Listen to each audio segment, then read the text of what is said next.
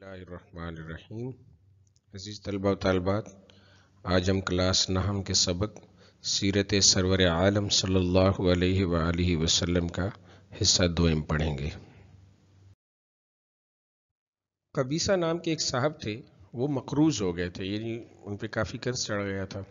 آپ صلی اللہ علیہ وآلہ وسلم کے پاس آئے تو اپنی حاجت عرض کی، یعنی اپنی ضرورت بیان کی۔ آپ صلی اللہ علیہ وآلہ وسلم نے وعدہ کیا، یعنی اس کی مدد کا وعدہ کیا۔ اس کے بعد ارشاد فرمایا، اے قبیصہ، سوال کرنا اور لوگوں کے سامنے ہاتھ پھیلانا صرف 3 شخصوں کو روا ہے، یعنی 3 قسم کے لوگوں کو جائز ہے۔ ایک اس شخص کو جو قرض سے زیادہ زیر بار ہو، یعنی قرض میں ڈوبا ہوا ہو، وہ مانگ سکتا ہے، لیکن جب اس کی ضرورت پوری ہو جائے تو اس کو رک جانا چاہیے۔ دوسرے اس شخص کو جس پر کوئی ایسی ناگہانی مصیبت آ جائے، اچانک ایکسیڈنٹلی، جس نے اس کے تمام مالی سرمایہ کو برباد کیا، یعنی اس کی مال دولت سب ختم کر دیا، اس کو اس وقت تک مانگنا جائز ہے جب تک اس کی حالت کسی قدر درست نہ ہو جائے۔ تیسرے اس شخص کو جو مبتلا فاقہ ہو، یعنی بھوکا ہو، اور محلہ کے 3 معتبر آدمی گواہی دے کہ ہاں اس کو فاقہ ہے، یعنی بھوک ہے یا اس کے گھر میں کچھ نہیں ہے۔ اس کے علاوہ جو کچھ مانگ کر حاصل کرتا ہے وہ حرام کھاتا ہے۔ شرک کا پہلا دیباچہ، شرک کے جو ہے وہ توحید کا متضاد ہے، اپوزٹ ہے۔ توحید اللہ تعالیٰ کی ذات اور صفات میں اللہ کو اکیلا ماننا، وحدہ لا شریک ماننا، وہ توحید ہے۔ اور اللہ کی ذات میں یا اس کی صفات میں کسی بھی اور کو شامل کرنا، چاہے وہ انبیاء کو، صلحاء کو، اولیاء کو، وہ اللہ کی خوبیوں میں شامل کیا جائے صفات میں، تو وہ شرک کہلاتا ہے۔ دیباچہ تعارف، انبیاء نبی کی جمع ہے، صلحاء صالح لوگوں کی جمع ہے۔ مبالغہ آمیز، بڑھا چڑھا کر۔ تعظیم مطلب ان کی بزرگی، ان کی وقت کو بیان کیا، عزت۔ حضرت صلی اللہ علیہ وآلہ وسلم اس نقطہ کا بڑا لحاظ فرماتے تھے۔ حضرت عیسیٰ علیہ السلام کی مثال پیش نظر تھی، فرمایا کرتے تھے، میری اس قدر مبالغہ آمیز مدح نہ کیا کرو۔ مبالغہ آمیز، بڑھا چڑھا کر، مدح تعریف، جس قدر نصارہ ابن مریم کی کرتے ہیں۔ نصارہ عیسائی، ابن مریم یعنی حضرت عیسیٰ علیہ السلام کی۔ ابن مریم جو ہے وہ بطور تلمیہ ہے، وہاں پہ یہ ان کے لیے بولا جاتا ہے، ابن مریم حضرت عیسیٰ علیہ السلام کے لیے، وہ مریم کے بیٹے تھے۔ میں تو خدا کا بندہ اور اس کا فرستادہ ہوں، یعنی بھیجا ہوا ہوں، قاصد ہوں، سفیر ہوں۔ قیس بن سعد کہتے ہیں ایک دفعہ میں ہیرا گیا، وہاں لوگوں کو دیکھا کہ رئیس شہر کے دربار میں جاتے ہیں تو اس کے سامنے سجدہ کرتے ہیں۔ حضرت صلی اللہ علیہ وآلہ وسلم کی خدمت میں واقعہ بیان کیا اور عرض کی کہ آپ صلی اللہ علیہ وآلہ وسلم کو سجدہ کیا جائے تو آپ صلی اللہ علیہ وسلم اس کے زیادہ مستحق ہیں۔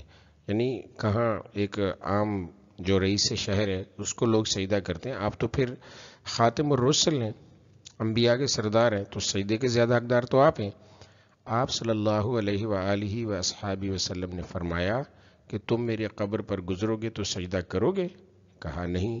فرمایا تو جیتے جی بھی سجدہ نہیں کرنا چاہیے۔ تو اس سے ایک بات بڑی واضح ہے کہ سجدہ سوائے اللہ کے کسی کے سامنے کسی کو روا نہیں ہے۔ آپ کسی کے سامنے سجدے کی حالت میں جھک نہیں سکتے، چاہے وہ نبی ہے، چاہے وہ ولی ہے، چاہے وہ کوئی عام فرد ہے، چاہے وہ بادشاہ ہے۔ حضرت صلی اللہ علیہ وآلہ وسلم کے صاحبزادے ابراہیم نے جس روز انتقال کیا، ان کی وفات ہوئی، اتفاق سے اس روز سورج گرہن لگا۔ لوگوں کے خیال میں ایک پیغمبر کی ظاہری عظمت کا فرضی تخیل یہ تھا کہ اس درد و صدمہ سے کم از کم اجرام سماوی میں انقلاب پیدا ہو جائے۔ اجرام سماوی، آسمان کے ستارے اور سیارے، انقلاب پیدا ہو جائے، یعنی وہ ان کی حالت بدل جائے، تبدیلی آ جائے ان میں۔ لوگوں نے اس اتفاقی واقعے کو اس قسم کے واقعے پر محمول کیا مطلب انہوں نے گمان کیا کہ یہ جو سورج گرہن ہوا ہے یہ اصل میں حضرت ابراہیم کے انتقال کی وجہ سے ہوا ہے۔ ایک جاہ پسند کا مطلب ہوتا ہے ایسا شخص جس کو اقتدار پسند ہو، حکومت اور بادشاہت کو پسند کرتا ہو۔ انسان کے لیے اس قسم کا اتفاق بہترین موقع ہو سکتا ہے، یعنی جو دنیا کی بادشاہت کو پسند کرتا ہو اس کے لیے بڑا موقع تھا کہ وہ کہے جی دیکھیں میرے بیٹے کے غم میں جو ہے وہ سورج بھی جو ہے وہ رو رہا ہے۔ لیکن نبوت کی شان اس سے بدرجہ عرفہ و اعلیٰ ہے، یعنی نبی صلی اللہ علیہ وسلم کی شان جو ہے وہ اس سے تو کئی درجے بلند ہے. ٹھیک ہے. حضرت صلی اللہ علیہ وآلہ وصحبہ وسلم نے اسی وقت لوگوں کو مسجد میں جمع کیا اور خطبہ دیا کہ چاند اور سورج میں گرہن لگنا خدا کی آیات قدرت میں سے ہے، یعنی اللہ کی طاقت کی نشانیوں میں سے ہے. کسی کی زندگی اور موت میں سے ان میں گرہن نہیں لگتا، یعنی کسی کے جانے سے ایسا نہیں ہوتا. خدا نے قرآن مجید میں اولو العزم من الرسل کہہ کر انبیاء کبار کی مدح سرا فرمائی ہے. اب یہ اولو العزم من الرسل یہ اصل میں قرآن کی جو ایک آیت ہے یہ انہی کے بارے میں کہی گئی ہے کہ یہ وہ لوگ تھے، وہ انبیاء، ایسے انبیاء تھے جن پر ظلم کے پہاڑ توڑے گئے لیکن انہوں نے صبر کیا. ٹھیک ہے. تو یہ انبیاء جو ہیں ان میں حضرت نوح علیہ السلام، حضرت ابراہیم علیہ السلام، حضرت موسیٰ علیہ السلام، حضرت عیسیٰ علیہ السلام اور خاتم الرسل جناب حضرت محمد صلی اللہ علیہ وسلم شامل ہیں. تو مدح فرمائی، تعریف فرمائی.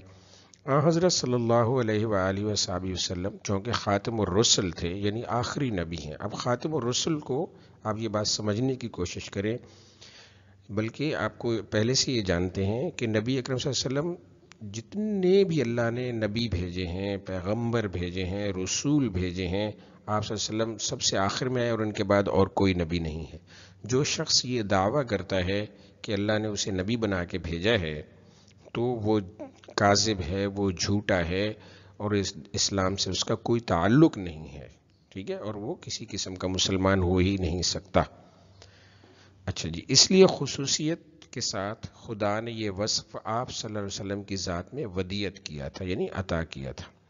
ابتدا سے انتہا تک، یعنی شروع سے آخر تک اسلام کا ایک ایک کارنامہ حضرت صلی اللہ علیہ وآلہ وصحابہ وسلم کے عزم و استقلال کا مظہر عتم ہے.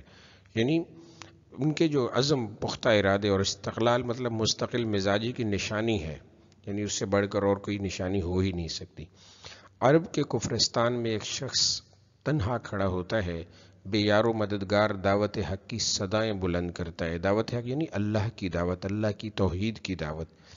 ریگستان عرب کا ذرہ ذرہ اس کی مخالفت میں پہاڑ بن کر سامنے آتا ہے. یعنی عرب کے ہر فرد، ہر یعنی کہ نا جو سردار ہے، امیر ہے، غریب ہے، وہ مخالفت پہ اتر آتا ہے، لیکن وقار نبوت اور عزم ربانی سے ٹھوکر کھا کے پیچھے ہٹ جاتا ہے. وقار مطلب آپ کی جو عزت، آپ کی جو عظمت ہے اور اللہ کا جو ارادہ ہے وہ اس سے ٹکرا کے پیچھے ہٹ جاتا ہے اور مخالفوں کی تمام قوت اس کے سامنے چور چور ہو جاتی ہے.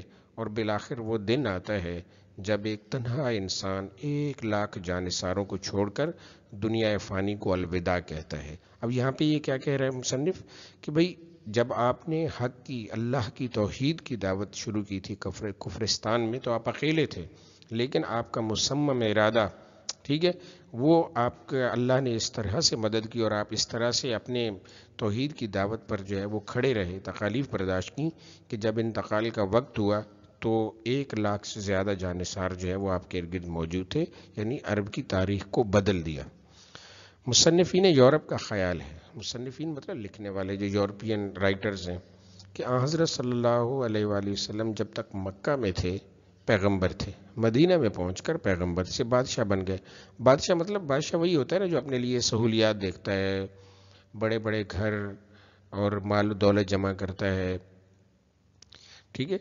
تو لیکن واقعہ یہ ہے کہ آپ صلی اللہ علیہ وآلہ وسلم تمام عرب کے زیر نگیں ہو جانے پر بھی فاقہ کش رہے. زیر نگیں مطلب مفتوح ہو جانے پر بھی فاقہ کش رہے، یعنی کہ ایک طرح سے بھوکے ہی رہتے تھے. صحیح بخاری کتاب الجہاد میں روایت ہے، یعنی جو حدیث کی کتابیں ہیں ان میں کتاب ہے صحیح بخاری اور اس کا جو ایک باب ہے جہاد کا، اس میں روایت ہے کہ وفات کے وقت آپ صلی اللہ علیہ وآلہ وصحبہ وسلم کی زرہ ایک یہودی کے یہاں 3 صاع جو پر گروی تھی. زرہ وہ جو جنگی لباس ہوتا ہے لوہے کا، یہودی کے یہاں یعنی یہودی کے پاس 3 صاع، صاع ہوتا ہے اصل میں غلے کی پیمائش کا ایک جو ہے وہ پیمانہ ہوتا ہے کہ بھئی کتنا ہے، گروی رکھی تھی. اب گروی بنیادی طور پر یہ ہوتا ہے کہ کوئی چیز آپ رکھ کے اس کے بدلے میں کچھ کھانے کی یا ضرورت کی آپ چیز لے لیں. جن کپڑوں میں آپ صلی اللہ علیہ وآلہ وصحبہ وسلم وفات پائی ان میں اوپر تلے پیوند لگے ہوئے تھے، یعنی وہ پھٹے ہوئے تھے اور ان کو سیا گیا تھا۔ یہ وہ زمانہ ہے جب تمام حدود شام سے لے کر عدن تک فتح ہو چکا تھا اور مدینہ کی سرزمین میں زر و سیم کا سیلاب آ چکا تھا، یعنی مال و دولت وافر آ چکا تھا۔ انسان کے ذخیرے اخلاق میں سب سے کامیاب اور نادر الوجود چیز دشمنوں پر رحم اور ان سے عفو درگزر ہے۔ کامیاب یعنی جو چیز کم ملنے والی ہو، کم حاصل ہونے والی ہو، ٹھیک ہے جی۔ اچھا، لیکن حامل وہی و نبوت کے ذات اقدس میں یہ جنس فراواں تھی، یعنی آپ صلی اللہ علیہ وسلم تو عفو و درگزر کا جو ہے وہ ایک بہت ہی بڑا یعنی نمونہ تھے۔ آپ صلی اللہ علیہ وسلم جو ہے وہ عفو و درگزر کا دریا تھے، سمندر تھے۔